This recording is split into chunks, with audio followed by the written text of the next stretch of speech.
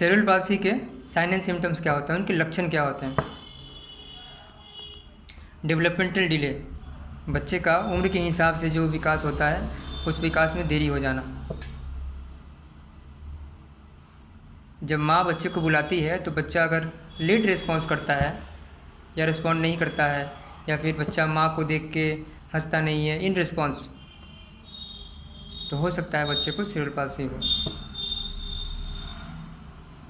गर्दन नहीं संभाल पाना, उठने में दिक्कत, बैठने में दिक्कत, चलने में, खड़े होने में, बैलेंस में, कोऑर्डिनेशन में दिक्कत हो सकता है। अटेंशन में, ओरिएंटेशन में, उनके सोचने समझने की जो क्षमता है वो कम हो सकता है। विज़न प्रॉब्लम हो सकता है, हेयरिंग प्रॉब्लम हो सकता है, देखने में प्रॉब्लम हो सकता है, सुनने में प्रॉब्लम हो सकता है। फेस की बात करें जो चीक मसल्स है उसमें टाइटनेस हो सकता है, या फिर वो ढीला पड़ सकता है, या फिर उसमें टोन ज़्यादा हो सकता है, या फिर टोन कम हो सकता है। मुंह को खोलने में तकलीफ़ हो सकती है, टंग मूवमेंट में प्रॉब्लम हो सकता है, च्यूइंग में प्रॉब्लम हो सकता है, च्यूइंग, बाइटिंग, swallowing में प्रॉब्लम हो सकता है। बच्चे को ड्रूलिंग हो सकता है, जिसको लारा गिरना कहते हैं। बच्चे का हैंड फंक्शन अफेक्टेड हो सकता है, जैसे grasping, releasing, prehension, manipulation, rotation, pinch strength, grip strength, ये सब हैंड फंक्शन। तो बच्चे के ये सब हैंड फंक्शन के जो कंपोनेंट हैं उनमें प्रॉब्लम हो सकता है। बच्चे का बॉडी का जो रेंज ऑफ मोशन है उसमें प्रॉब्लम हो सकता है, बच्चे के स्ट्रेंथ में प्रॉब्लम हो सकता है, बच्चे का मसल टोन का प्रॉब्लम हो सकता है, जिसमें पूरे बॉडी जो है टाइट हो जाती है या फिर पूरा बॉडी ढीला पड़ जाता है। टाइटनेस, कॉन्ट्रैक्चर और डिफॉर्मिटी हो सकता है। टाइटनेस की वजह से कॉन्ट्रैक्चर होगा, कॉन्ट्रैक्चर की वजह से डिफॉर्मिटी होगा, फिर ऑपरेशन करना पड़ेगा। इसके लिए फिर ऑपरेशन से बचने के लिए आपको इसका बचाव करना ज़रूरी है, नहीं तो लास्ट में आपको ऑपरेशन करवाना पड़ सकता है।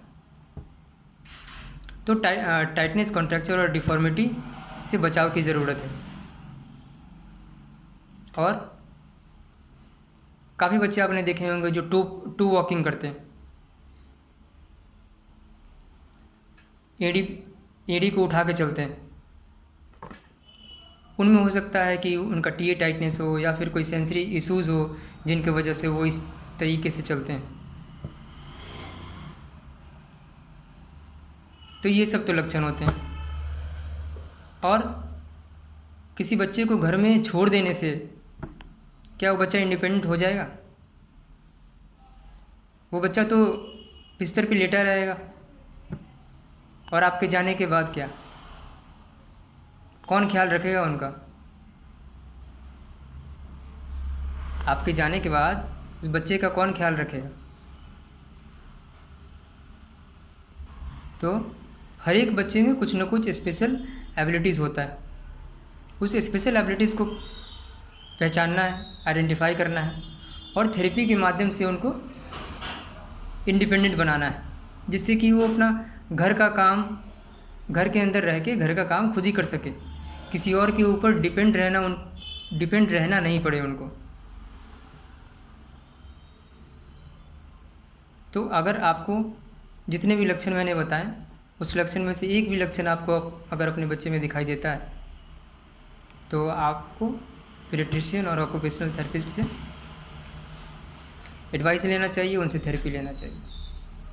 थेरेपी के माध्यम से बच्चे का जो मैक्सिमम पोटेंशियल है उसको अचीव किया जा सकता है, बच्चे का क्वालिटी ऑफ लाइफ बेटर हो सकता है,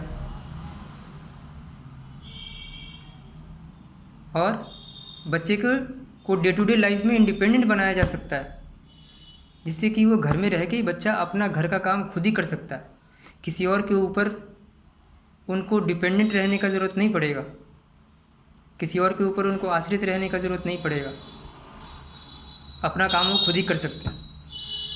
इस तरीके से उनको बनाना पड़ेगा।